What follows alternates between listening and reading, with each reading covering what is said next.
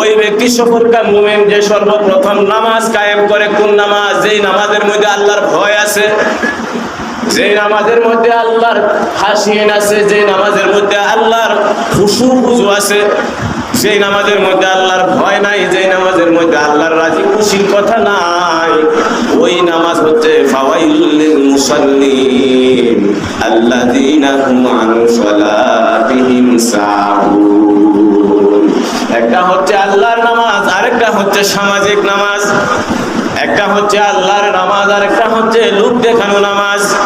এই জন্য সফলকাম মুমিন হইতে গেলে এক নাম্বার শর্ত হচ্ছে আল্লাযীনা হুম ফি সালাতিহিম খাশিউন, যারা ভয় মিশ্রিত নামাজ আদায় করবে। হাশরের ময়দানে আল্লাহ রাব্বুল আলামিন এই যে তাদেরকে ডাকবেন যে তোমরা একটা সেজদা দেও, তারা সেজদা দেয় নাই। অথচ আল্লাহ বলেছেন ওয়াকাদ কানু ইয়াদউনা